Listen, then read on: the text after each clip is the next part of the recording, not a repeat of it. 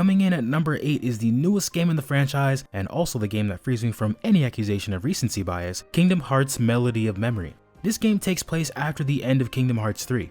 As the first rhythm action game, you play with primarily 4 different teams like Sora, Donald and Goofy, the Wayfinder Trio, the Seesaw Trio, or Riku with 2 Dream Eaters. And throughout the game, you go through the memories of Kairi from Kingdom Hearts 1 to Kingdom Hearts 3. Then, after clearing the main story, you get to see new cutscenes that dive into what we could see for the future of the series. Now, why this game is at number 8 and not higher is actually for a couple of reasons. But before we get into that, first and foremost, I want to say that this game was a really fun Kingdom Hearts experience. As the first rhythm game in the franchise, there was a lot of debate as far as it being worth $60 for minimal story content, and personally, as someone who enjoys rhythm games, I think it's completely worth it to me. This game features 140 songs to play through and multiple difficulties to play on, so everyone can enjoy the game at their own pace. Not to mention, this is the first Kingdom Hearts game on the Nintendo Switch and the first Kingdom Hearts game with an online system, so people from around the world can go against each other and have fun.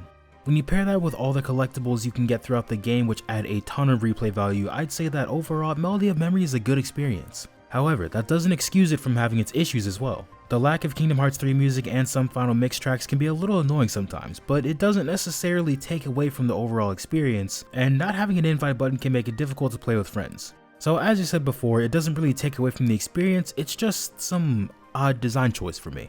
Honestly though, the reason it's so low on this list and not higher is because of the same reason that Recoded took the number 11 spot. The amount of story content relevant to the story just wasn't much as far as quantity. While we knew that we wouldn't get a lot of story content in the game, it doesn't change the fact that it was still just not much to really advance the story, and after the titan that is Kingdom Hearts 3 Remind, it seems a little off. However, what puts it above Recoded is the quality of the story content that we did receive. Unlike Recoded, the story content we got, while brief, was exciting. We finally got to see Kairi's past and see how she ended up on Destiny Islands, and we got to see Kairi go up against Master Xehanort in what is, my opinion, one of the coolest fight scenes in the series to date. We also got confirmation of an alternate universe, and now we know where Sora is, and the confirmation that the city is named Quadratum. That in itself opens up the floodgates for tons of new theories and ideas for the game to explore and build upon the little we already know about characters like the Master of Masters, the Foretellers, Lushu, and Yozora.